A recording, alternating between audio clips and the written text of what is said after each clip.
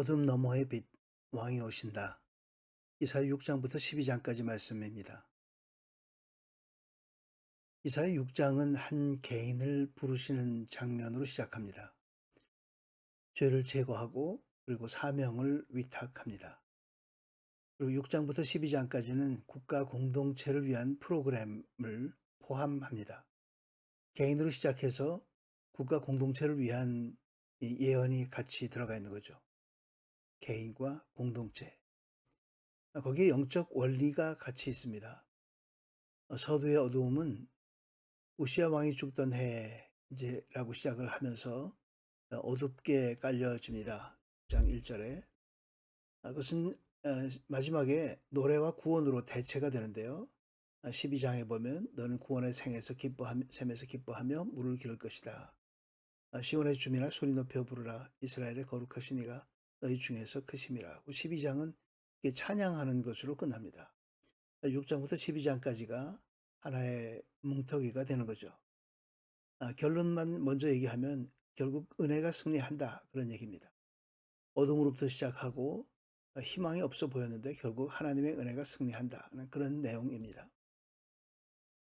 첫 번째 속죄 신학을 먼저 함께 보게 되겠습니다.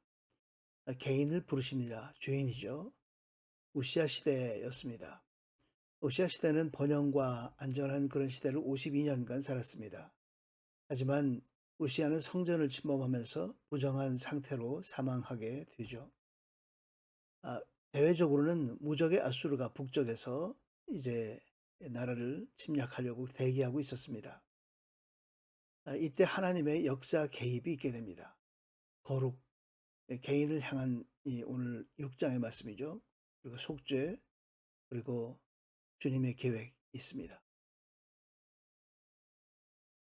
먼저 거룩에 대해서 보겠습니다. 인간의 이해를 초월하는 일이죠. 거룩은 하나님의 속성입니다. 이 지구상에 어떤 것도 거룩할 수가 없죠. 하나님만이 거룩합니다. 다른 표현은 아드니스라고 표현하기도 합니다. 다름이죠. 모든 피조물과는 전혀 다른 다름입니다. 하나님의 완전한 진리라고 얘기하기도 하고 또는 하나님의 숨겨진 영광이라고 표현하기도 합니다. 이 거룩이 그냥 따로 떨어져서 가만히 있는 것이 아니라 영향력을 행사합니다. 어떻게? 부정한 존재에게, 우리에게, 그런 얘기죠. 칸막이를 했습니다. 부정한 존재가 제단 불과 대속의 희생을 통해서 부정했었는데 정결함을 얻게 됩니다. 하나님과 화해를 얻게 되는 거죠. 바로 이게 모양은 십자가 모양이 됐는데요. 바로 부정한 존재의 변화입니다. 그러면서 결국 국가적인 어두운 그런 상태도 해결되겠구나 하는 희망을 갖게 됩니다. 그러나 이상한 사명을 줍니다. 이사야 6장에 보면 쭉 다 읽진 않겠습니다. 백성들의 마음을 둔하게 하고 귀를 어둡게 하고 눈을 감기게 하라. 치료받을까 봐 그렇게 하지 말라 하는 거예요. 그러면서 또 그게 어떻게 언제까지 그렇게 해야 됩니까? 그랬더니 다 황폐해져서 황무지가 될 때까지, 그리고 사람들이 회개할지라도 그들이 불에 타게 될 것이다. 늘어나는 비극이죠. 늘어나는 비극 가운데 맨 마지막에, 그러나 그 나무들이 쓰러질 때 그루터기는 남아있듯이 거룩한 씨가 남아서 그 땅이 그루터기가 될 것이다. 하나님의 선한 말씀과 오는 세상의 능력을 맛보고도 타락한 사람들은 회개에 이르도록 다시 새롭게 할 수 없습니다. 히브리서 6장 말씀이죠. 이들이 진정으로 회개하지 않고 번성으로 말씀을 인용하면서 회개하는 척하고 하는 것들은 그것은 내가 참아 볼 수가 없다 하는 그런 말씀입니다. 그래서 사람의 10분의 1이라도 남아있으면 다 그렇게 불에 타게 될 것이다 하고 얘기하고 완전히 다 새롭게 하겠다는 말씀이죠. 그루터기 신앙이라고 얘기합니다. 남은 자 신앙이라고 또 우리 표현하기도 합니다. 오직 진리만이 변화시킬 수 있다. 진리는 예수 그리스도가 하나님입니다. 하나님만이 변화시킬 수 있다. 주어는, 역사의 주어는 한 분이십니다. 자, 여기서 우리는 역사 현실과 신앙에 대해서 또 다시 고찰해 볼 수밖에 없게 됩니다. 개인이나 공동체 모두 적용됩니다. 똑같죠. 당시 유다는 국가적인 상황이 좀 어려운 상황이 있었습니다. 7 장부터 9 장까지 초기까지 국가적인 상황에 대해서 쭉 설명이 있습니다. 북쪽으로 강력한 아수르가 있었고 무적이었습니다. 아하스 왕으로 우시아 왕에서 아하스 왕이 되었는데 이제 아하스 왕은 불신앙, 하나님 믿지 않았습니다. 역사의 과정은 직접적으로 하나님의 손에 있다는 것을 우리가 기억해야 합니다. 아하스 왕은 그걸 몰랐던 거예요. 강대국도 사실 막대기일 뿐인데 강대국을 의지하려고 했습니다. 역사는 하나님의 계획 내에서 인간의 선택과 책임의 결과입니다. 그래서 하나님과 인간이 함께 만들어간다 그렇게 표현하기도 하죠. 보이는 세계에서 보이지 않는 분의 약속을 믿는 것은 사실 현실적으로는 고난일 수도 있습니다. 그래서 역사 현실이라고 하는 것은 고난 가운데 계속되는 역사 현실을 얘기하고 그 가운데서 신앙을 가지고 살아가는 사람들이 전혀 다른 결과를 얻게 된다는 이야기입니다. 만약 너희가 굳게 믿지 않으면 결코 굳게 서지 못할 것이다.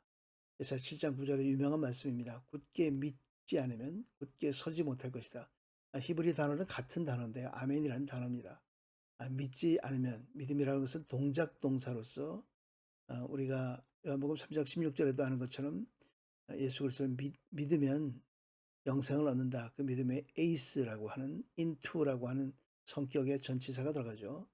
자, 그렇게 굳게 믿지 않으면 굳게 서지 못한다. 이 아멘은 두 번째 아멘은 견고함이라는 뜻으로 표현하지만 똑같은 단어입니다.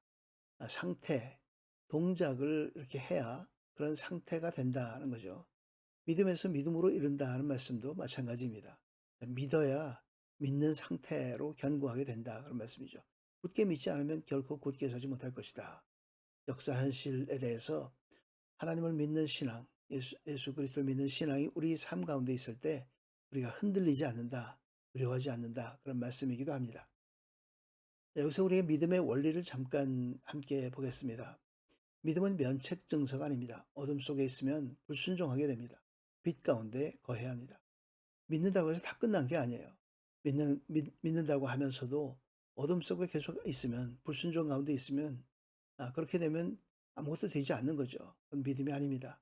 그래서 조금 아까 그런 말씀도 나왔던 겁니다. 빛 가운데 거해야 합니다. 살아가야 합니다. 빛이 중요합니다. 그 빛이 바로 소망입니다. 그래서 믿음과 소망 똑같은 것이 아니라 별개입니다. 죄를 직시하고 용서의 복음을 받지 않으면 헛된 구호에 불과하게 됩니다.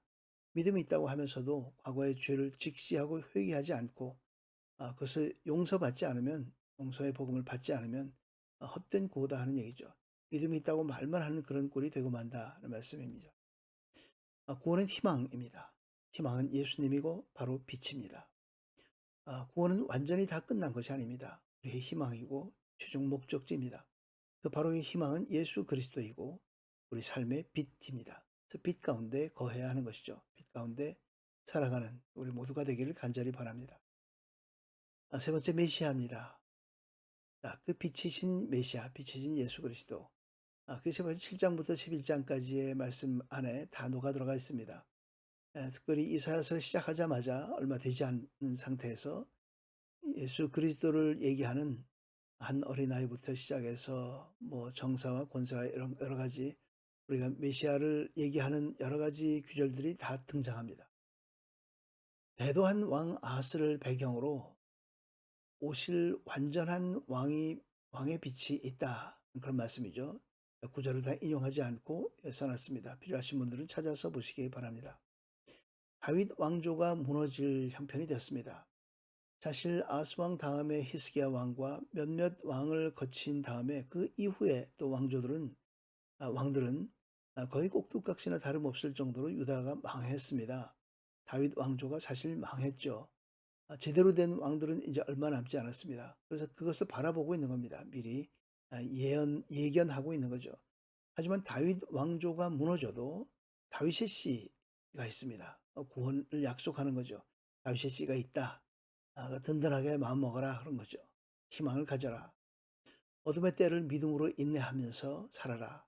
어둠의 때지만 앞으로 긴 세월이 있겠지만 그 끝까지 믿음으로 인내하라. 믿음은 인내를 위해서 믿음이 필요합니다. 믿음이 모든 것을 다 해결하지는 않습니다. 소망이 필요합니다. 메시아의 날을 소망하며 기뻐하라. 우리 삶의 모든 날들이 그렇게 인내만 하면서 고통 가운데 있는 것이 아니고 메시아의 날, 그날을 소망하면서 기뻐함 가운데 살아가라는 것이 바로 이 오늘 이야기하는 이사야 6장부터 12장까지 쭉 이어지는 말씀의 결론 부분입니다. 믿음과 소망입니다. 1장부터 5장까지에서처럼 죄로 인해서 마땅히 되었어야 할 모습도 되지 않았고 원래 의도했던 모습도 되지 못했고 그렇게 되지 못했습니다. 그 문제에 대한 답이 어디 있느냐? 어떻게 그렇게 되느냐? 어떻게 하면 좋냐? 그 6장에서 나온 부르심의 장면에서 바로 그 답이 나옵니다. 죄로 인해서 죽어야 마땅한 그런 죽는 모습도 아니고 그렇다고 해서 죄 없이 스스로 어떻게 살아보려고 했던 자기 노력으로 해보려고 했던 그런 모습도 아닌 6장에 나온 부르심의 장면은 어떤 특정한 예언자를 부르신 장면일 뿐만 아니라 모든 성도들이 다 그렇게 부르심을 받아서 하나님과 화해된 모습으로 살아가도록 초청하는 것입니다. 진노 대신 위로를 얻고 참, 참 대단한 거죠. 진노를 얻어서 죽어야 하는데 오히려 위로를 받고 생명을 얻게 되는 겁니다. 구원의 하나님 안에서 기쁨을 누리게 되는 것입니다. 얼마나 감사한 일입니까? 현재에 대한 정직한 진단과 미래에 대한 확실한 비전을 갖고 이미 오신 메시아의 세상에서 천국 복락을 마음껏 누리는 우리 모두가 되기를 주의 이름으로 축원합니다. 함께 기도하겠습니다. 사랑하는 하나님 아버지, 본질상 진노의 자녀인 우리를 아버지의 거룩으로 덮어주시고 빛으로 인도하심에 감사드립니다. 거듭남 위에 믿음을 견고하게 하여 주옵시고 주님 재림의 그날 소망이 우리 안에 충만하게 하셔서 어둠 너머에서 살게 하여 주시옵소서. 인생 역사 다 아버지의 것임을 기억하며 늘 겸손케 하시옵고 우리 손길 발걸음마다 주의 뜻을 이루게 하여 주시옵소서. 예수 그리스도 이름으로 기도드립니다. 아멘. 끝까지 시청해 주셔서 감사합니다. 오늘 자료는 여기서 많이 따왔습니다. 모티의 것이 1999년도 작품이지만 바로 이만큼 신선한 게 없습니다. 연락처입니다. 연락 주시길 바랍니다. 항상 건강하시고 감사합니다. 수고하세요.